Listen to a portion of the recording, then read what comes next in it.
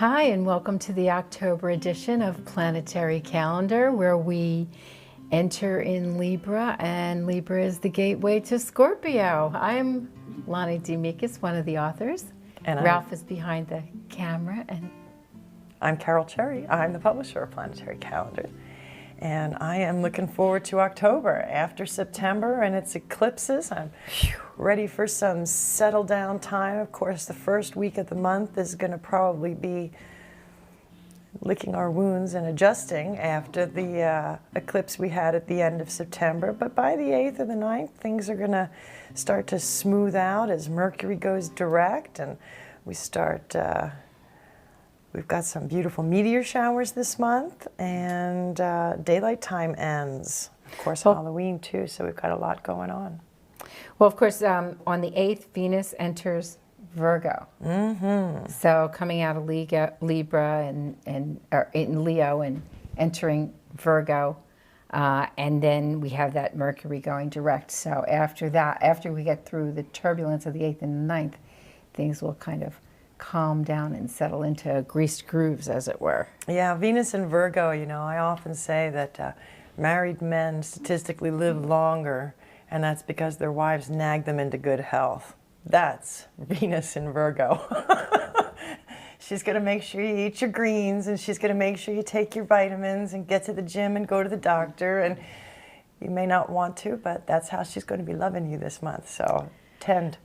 Well, in my case, my wonderful husband, Ralph, has Venus in Virgo natally. Perfect. So this is what makes him such a good master herbalist and a good nagger of, you know, take your herbs and did you do all the things that you're supposed to do. And if I get a little cranky, the first thing he says, did you use your yam cream today? So, and he says it so kindly, gentlemen. Know this. He says it so kindly so he doesn't get punched in the face. It's very diplomatically. So, you know, I personally love the Venus in Virgo position. It's very nurturing, whether it's in a female chart or it's in a male chart, or it's just in the energy of the transiting planet. Use that energy, you know, to find that delightfully nagging nurturer there in you go. Or the patience to make a lovely autumn soup, or, you know, I mean, we're going to be darning socks and, you know, all of those lovely tending things to show our love while Venus is in Virgo. Even things like we're going to have a family dinner where everybody sits down at the same time at least once a week or something like that. That's kind of a Venus in Virgo. Let's take care of all the details of our lives and relating to each other, because Virgo is also sort of the co-worker, and in terms of families, they bring that same kind of co-worker energy. We're all in this together. You know, Cancer might be the moon, the mother hovering around. Do you want more and a second helping, or, you know, do you need help with your homework or something like that? But Venus really sort of engages everyone and says, Venus in Virgo particularly, engages everyone and says, let's all get on board together. You know, together we can do more. And when you're sitting down for that family dinner with Venus in Virgo, you want to ask if anybody needs any help before you sit down. You don't just want to sit down without offering to help. And for those of us who are in the mothery capacity, you know, Virgo can be a little critical. You know, you don't want to, you're not really wearing that, are you? Isn't it? You know, maybe you bring a scarf, you know, there's a nice way to say it. There's a critical way to say it. We're all going to have to, you know, be mindful. You know, some people respond to critical love and some don't. So well, but you know what, that Virgo energy gets things done. It certainly does. And so, you know, you might as well get on board with it and try to have your just bring out the Virgo in you. But of course, we start out the month in Libra, which is the sign of the balance. And you know, we've come from Virgo, where maybe things were a little bit more sort of critical or naggy or whatever, and now we're going to balance that out and try to figure out what part of that nagging was good advice that I should be following and create some balance in my life. So it's nice. We talk about the dance of the planets as they move through signs. You know, it really, one leads to the other, and it makes perfect sense. Now, Venus is definitely doubly well aspected on the 8th, as the moon is also in Virgo. So they will make a lovely conjunction during that time, sometime during the day. And so that'll be very nice for our heart energy. We also have Mercury going direct on the next day, on the 9th, and that will be a relief for a lot of people. Mercury is in Libra, so balance and, you know, taking the other person's point of view and things like that will sort of be highlighted. And direct is always nice, to be able to get through life with your printer working and your computer not surprising you and your phone not surprising you with malfunctions that we typically encounter during Mercury retrograde times. But you want to be careful driving when Mercury changes directions, because it's so easy to be distracted at those times.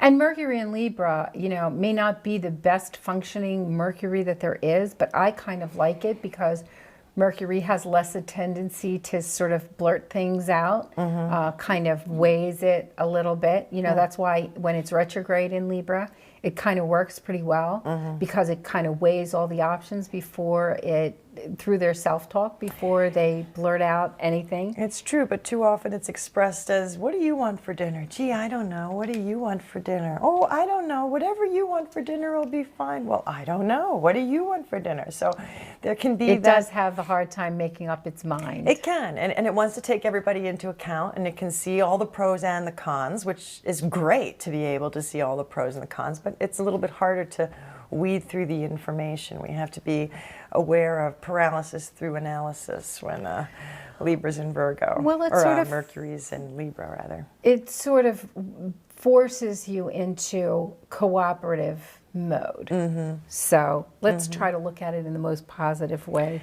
there is. There you go. On the 8th and the 9th, we also have the Draconid meteor showers, and you can often get information on our Facebook page about where to look for best viewing for meteor showers.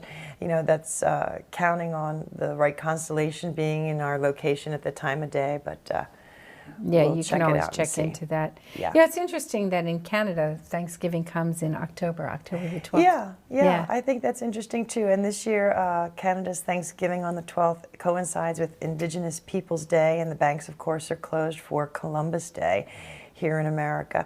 And the new moon is wonderful because our energy begins to build again, and so great. So we've had the change with Venus has moved, Mercury has gone direct. We're all kind of adjusting to that over the weekend, and then 12th comes the new moon, and we start moving forward again.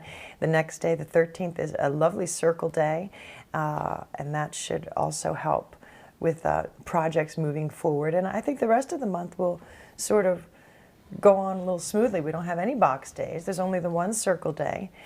I particularly like on that 13th, that white circle day, that the Mercury sextile Saturn. Because first of all, Saturn can help Mercury make up its mind a little bit faster in Libra.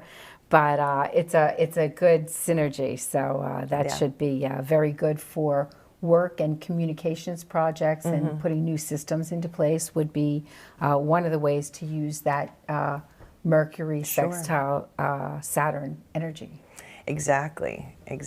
And the planets are, you know, we don't have anybody, not a lot of activity as far as changing signs and stuff. We do have Venus changing signs. And, well, didn't we have enough of that last month? We have the sun moving into Scorpio on the 23rd. But other than that, you know, and that will be a nice relief for us. You know, it's so often is the case when we have a crazy month like September with all the eclipses, that the next one is a lot kinder to us. You know, again, the elegance of the energy and never really giving us more than we can handle. You know, you have a big issue and then a bit of a break, and you know, that'll be nice for us. Well, and then daylight savings time ends the last week in October? That is for the European community. Daylight time in America ends the first weekend in November. That's what I thought. And I'm going to tell you, I'm going to be so happy along with so many other people. I've been seeing a lot of people posting and questioning about whether or not they should abolish daylight savings times altogether. You know, I don't know about anybody else, but as I get older, it gets harder and harder to adjust to that time change. So, you know, it's funny because this year, at least as the time changed in the spring, I really noticed my cat and my kids, you know, kind of adjusting themselves, you know, and getting hungry earlier and things like that. And, you know, so whether they make it official or not, I mean, it certainly is an adjustment, you know, whether they change the time or they don't. But it's nice for me because since I was a child, I always wished that they would make daylight time end the weekend after Halloween, because it was always sort of a dirty trick, right? You know, you're a kid and getting ready for Halloween. Oh, the time changed and now it's getting dark earlier and there's no time for homework and dinner before Halloween. It was always a terrible rush. So now that they're putting it after Halloween makes the holiday a little bit easier for folks when they have school in and stuff like that. Although this year Halloween is on Saturday, the 31st. Yeah, so no fun. school concerns there. Yeah, we'll probably have a holiday weekend, you know, with Friday, Saturday festivities. yeah, I'm sure they'll do some activities at school, and maybe some of the public ones will even be on that Friday or that Monday. Exactly. I don't think they wait till Monday. I don't think they'll wait till Monday either. Yeah, Once I think Halloween's they do done, it's Friday. over. In fact, it should disappear in the night as far as I'm concerned. If I can get all my decorations down after the kids come trick or treat, I'm thrilled. And then you wake up in the morning like it never happened. Everybody's just... That's the way Halloween should go. It steals away in the night, is my opinion.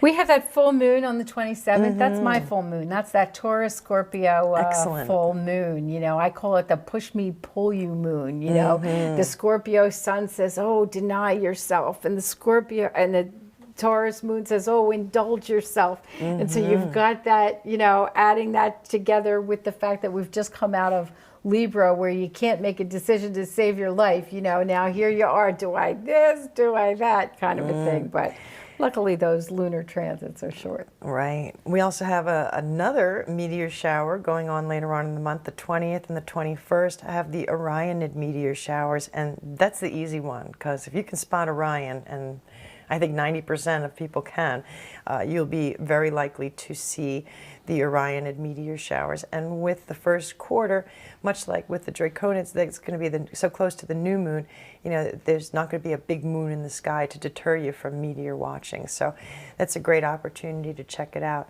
And while we don't have any circle days and box days on the calendar for this month, we do have some days that have a lot of activity. I'm looking at the 19th, the 22nd, the 25th, and the 26th. They all seem to have a lot of things going on.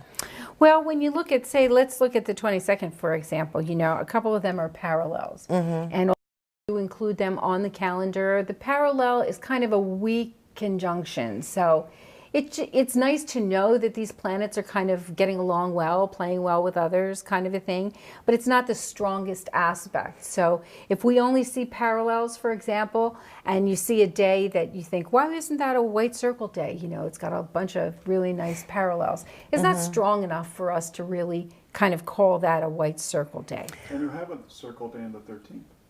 That's true. We do have a circle day on the 13th. But the day on the 22nd, I'm looking at the Mercury squaring Pluto and Venus trining Pluto. So we call that a mixed bag. Yeah, well, and that's exciting. You know, I mean, Pluto is, of course, about internal desires, intense issues like control and need and things like that. And to have Mercury squaring it, Pluto, you know, somebody might say something that brings something to the surface. But with Venus trining, soothing perhaps as well. So that seems a little bit... well, and Pluto's a big player, indeed. and you know, he's the modern ruler of Scorpio anyway, but Pluto is a big player in the world stage because there's this T square going on right now, and Pluto is the vent. So, you know, it really indicates, you know, power structures being transformed. So you're going to see that as a theme on the global picture. You may well see it in your personal picture too, especially if Pluto plays heavily in your chart or you're a Scorpio or whatever. But you know, certainly globally, won't be surprised to see that kind of energy in the world. Right, and on the 25th, we have Venus conjunct Jupiter, which ordinarily I say go to the casino on that day. That's lucky money. That would be tempting for me. But of course, you have Mercury opposing Uranus at that time. So I'm not sure if... Well, and you know what, Venus and Jupiter, I'm glad you love them so much. I do. Because it gives me an opportunity to bring up something about Venus and Jupiter. You know, we do a lot of health astrology, Ralph and I do. And when we look at Venus-Jupiter contacts in people's charts, we very often see warning signs of sugar issues because Venus is the love of all things that are sweet in your life, whether it's art or food or, you know, relaxation, just the sweetness of life. And so Jupiter, what does Jupiter do? Makes it bigger. And it's interesting to see what kinds of configurations between those two planets seem to indicate, from our long history of working with people in the charts, seem to indicate different types of sugar issues. So when we see a Venus-Jupiter conjunction, sometimes we warn people about the possibility of diabetes, you know, if they're not careful with their diet, or maybe they have a history in their family of that, if we have like a quincunx, which is 150 degrees separation between the two, we think of things like candida, also a sugar issue. The opposition, we very often think of things like hypoglycemia and, you know, but even Venus and Jupiter contacts can even indicate things like alcohol problems or difficulty processing alcohol. And so when we look at a chart in terms of health for people, that we look at their natal chart, that's a picture of a healthy person if you can support all the needs of the planets in the particular houses. And we can look at some of those planetary configurations and where they're placed in houses and really give some people some good tips about health through their astrological chart, either by natal or transit. So it's interesting that you like that Venus and Jupiter, because that's, people also think of that as, you know, enjoyment and super lucky, optimistic, and so that's all part of the same thing. Well, there you go. But with that Mercury opposing Uranus, it may not be as smoothly lucky as because we've had this configuration earlier this year with Venus and Jupiter conjunction. At that time they were in Leo, and here they are doing it again in Virgo. But when Mercury is on one side looking at the coin and Uranus is on the other side, you know, it gives the feeling of change, but of potentially miscommunication, of potentially, you know. Well, and Mercury also is money in your pocket. Like in our feng shui work, the money corner is divided into the part that is ruled by Taurus Venus and Taurus, and then Mercury. So Taurus is the money in the bank. That's the Venus kind of aspect of money. And Mercury is the money that you can spend that creates an opportunity for you. So, you know, again, with your theme at the casino, or the let's see if the jackpot, you know, for the lottery tickets is big on that day, because I wouldn't that could be the least bit surprised. Really be a big surprise. Especially with the next day, with the moon going into Taurus that night and Uranus doubly well aspected next to Jupiter, Mars, and Venus on top of the number, you know, because that could bode well. Yeah, you win at the casino, and then, boy, big changes for the next day. And then the full moon on the 27th. So things come to light at the full moon. It's a full moon in Taurus, as Lonnie already said. You go out to dinner, make something delicious, do something sweet and wonderful for yourselves. That's what the Taurus moon very often wants. Taurus moon, make reservations. You know, we go out to dinner, and my husband orders whatever, and then I order, and the food comes, and he says, "Why does your food always look better than mine?" I have a Taurus moon natally, so I call it the food moon. There you go. Yeah. There you go. So I think we have really covered a lot of what is going on in October. You have any final thoughts? Or have we hit them all? We talked about the meteor showers. It's nice that we have two separate chances. Again, check with us on Facebook, or check around on your own to see what the visibility is there and where you might be able to find them, what time of day. You know, I love the meteor showers, but I'm not getting up at 3 o'clock in the morning to see them. I'm sorry. No. I'll look for pictures on the websites. Well, who could blame you? Who could blame you? So that does it, I think, for another episode of Planetary Calendar for October 2015. And I almost said 2013. Am I having some kind of backward transit Isn't or that funny? something? I picked up a 2013 calendar this morning myself. For more information, go to spaceandtime.com, or of course visit us at planetarycalendar.com. Check us out on Facebook. Drop Carol a line on There you Facebook. go. She loves to hear from you. Yeah, let us know you saw us on TV. We always love to hear that. All right, so have a great month. Take care. Enjoy October.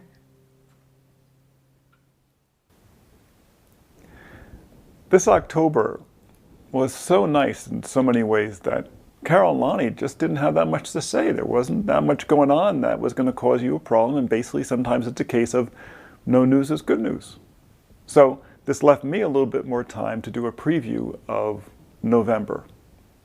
And oftentimes November gets, a bit of a bad rap because it's the month of Scorpio. And Scorpio oftentimes gets a bit of a bad rap because it's a very powerful, very dynamic, but feminine sign. In fact, supposedly there are more Scorpio women than any other single group. Interesting. Yes, Hillary Clinton, for instance, is a Scorpio woman.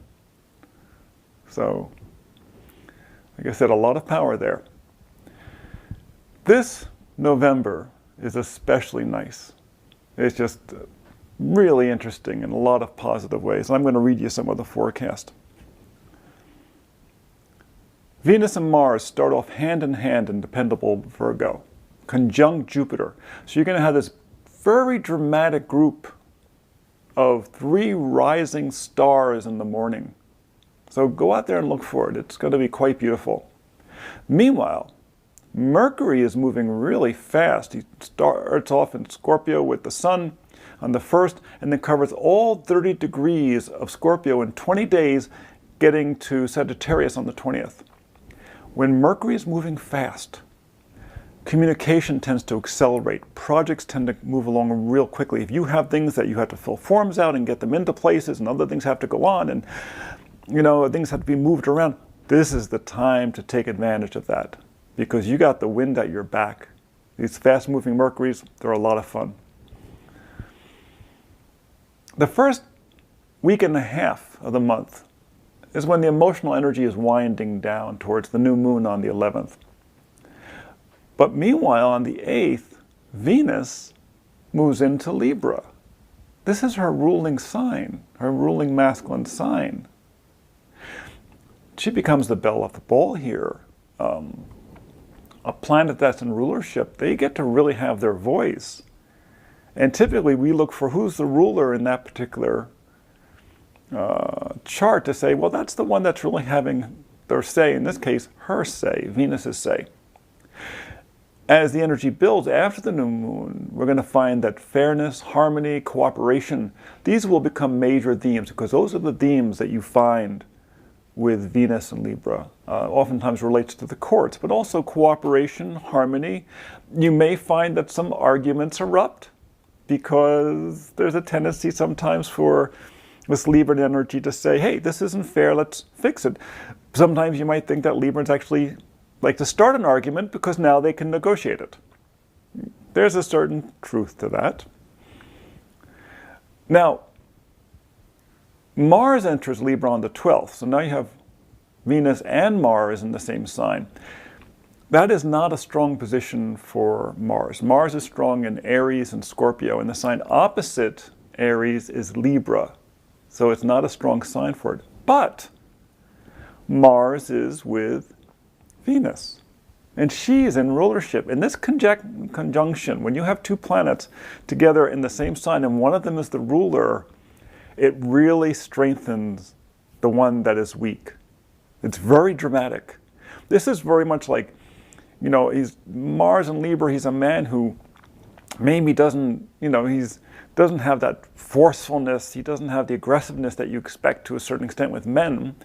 But he's going out with this really beautiful, intelligent, graceful lady who's really connected. Every place they show up, people say, oh, how are you doing? Let's bring you to the best seat. Oh, what would you like to eat? Don't read off the menu. Just tell us what you want.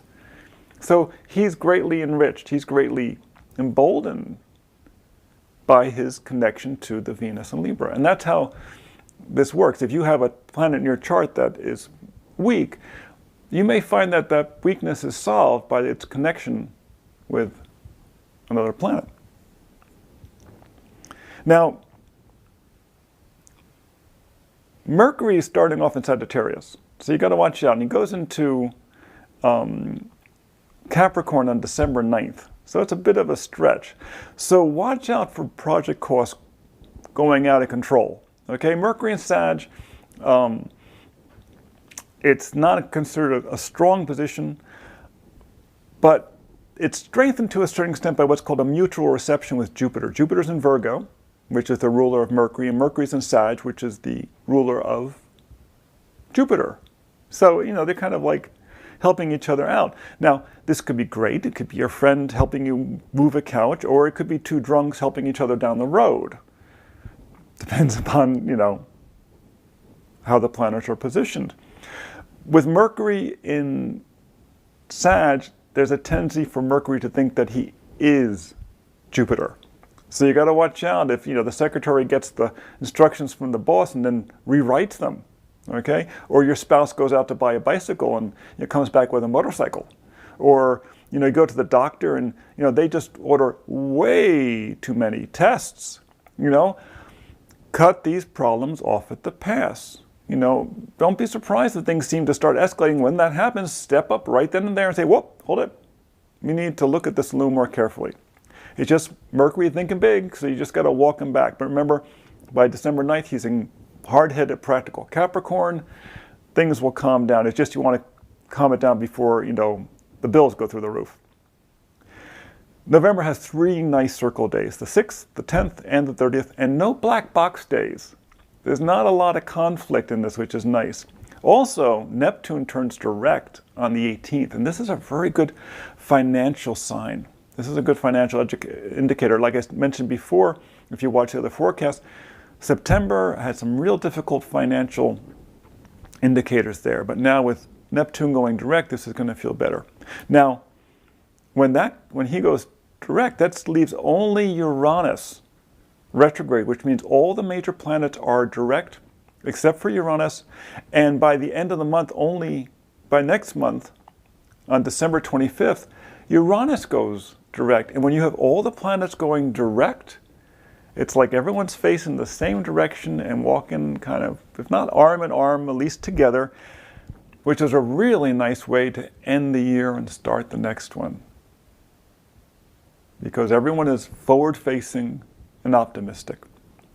So it's going to be a very nice month, November.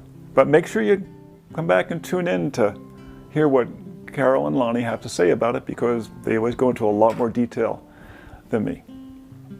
So this is Ralph Demikas for Planetary Calendar. See you next month.